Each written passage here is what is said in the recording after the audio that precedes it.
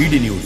भोपाल के शौर्य स्मारक में आज एक ऐतिहासिक क्षण का साक्षी बना जब मध्य प्रदेश के सीएम डॉक्टर मोहन यादव के मुख्य आतिथ्य में वंदे मातरम के 150वें स्मरणोत्सव समारोह का आयोजन हुआ। कार्यक्रम की शुरुआत कलाकारों द्वारा वंदे मातरम के सामूहिक गायन से हुई, जिसने संपूर्ण वातावरण को देशभक्ति के भाव से ओतप्रोत कर दिया। हर जिले में जोश, गर्व और राष्ट्र के प्रति समर्पण भावना स्पष्ट झलक रही थी। सीएम ने इस मौके पर कहा कि वंदे मातरम स्मरणोत्सव पीएम मोदी की राष्ट्रभक्ति, सांस्कृतिक विरासत के संरक्षण और नवभारत के निर्माण की कल्पनाशीलता का अद्वितीय उदाहरण है। उन्होंने स्मरण कराया कि लौह पुरुष सरदार वल्लभ भाई पटेल ने साल 1950 में वंदे मातरम को राष्ट्रगान के समान सम्मान प्रदान कर इसे राष्ट्रीय महत्व दिया था। डॉक्टर यादव ने कहा कि बंकिम चंद्र चट्टोपाध्याय द्वारा रचित वंदे मातरम हमारी हजारों साल पुरानी संस्कृति, मातृभूमि के प्रति अटूट प्रेम और त्रिदेवियों लक्ष्मी, सरस्वती और दुर्गा के आदर्शों का प्रतीक है। आनंद मठ के माध्यम से उन्होंने भारत की गौरवशाली विरासत को विश्व के समक्ष प्रस्तुत किया। कार्यक्रम में अनेक कलाकार, युवाओं और नागरिकों ने भाग लिया। यह आयोजन न केवल गीत के 150 सालों की स्मृति का उत्सव था, बल्कि भारतीय अस्मिता, एकता और सांस्कृतिक आत्मगौरव का प्रतीक भी बना। वंदे मातरम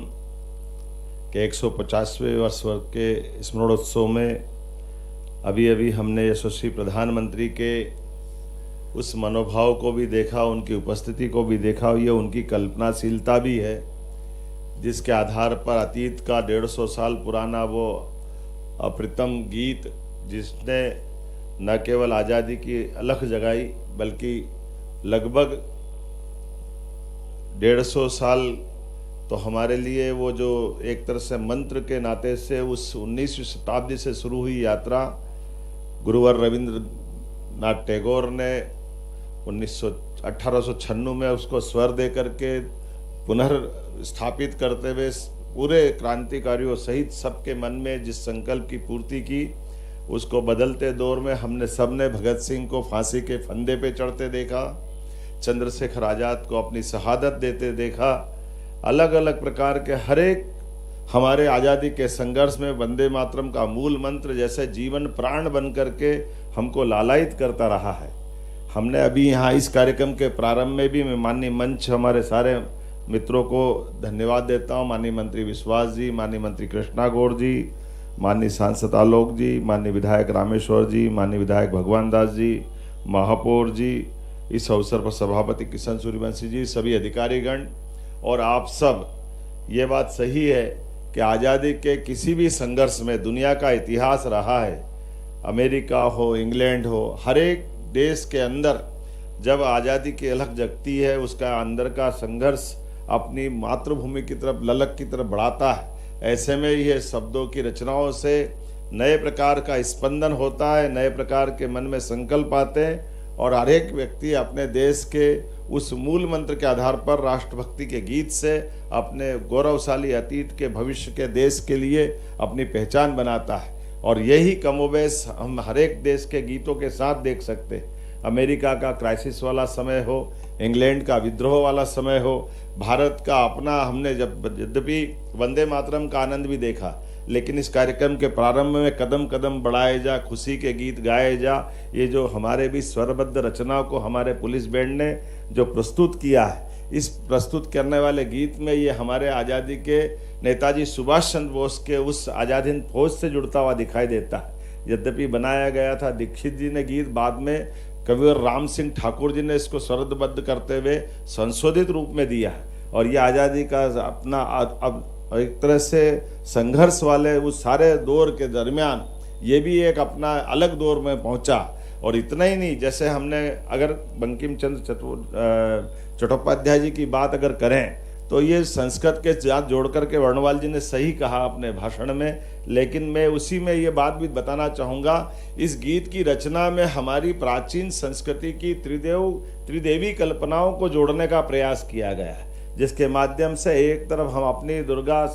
दशप्रहरण धारणी दुर्गा की ताकत से हमारे अपने अतीत के गौरवशाली पृष्ठ में हमारी अपनी सांस्कृतिक विरासत पे भी हम गर्व करते हैं। और कमला कमल दल विहारिणी, इसका मतलब महालक्ष्मी का भी स्मरण करते हुए इस गीत के माध्यम से जोड़ने का, और हमारी सांस्कृतिक विरासत में महालक्ष्मी का जो प्रताप है ये उसके प्रति भी नमन है। और वीणा जो हमने अपनी माँ सरस्वती के प्रति जो इसमें कल्पना की है, कामना की है, यद्यपि चटर्जी जी ने इसको स्वरबद्ध करते हुए और इसकी लिपिबद्ध करते हुए आनंद मठ नामक उपन्यास के माध्यम से दुनिया के बीच इस गीत को रखने का प्रयास किया और वहाँ से उठा करके अंदर की जो अंतरतम भावना, ये हजारों हजार साल वाली हमारी गौरवशाली उस प्रतिष्ठित भावना का पुनर्जागरण का एक काल था, जिसके कारण से हम आज भी उस भावना के आधार पर लोग बड़े गजब है। इस मामले में भी देखना चाहिए कि हमारी ये त्रिदेवियों की कल्पना हजारों हजार साल वाली, जो समझदार है वो नादानी से चुप रह करके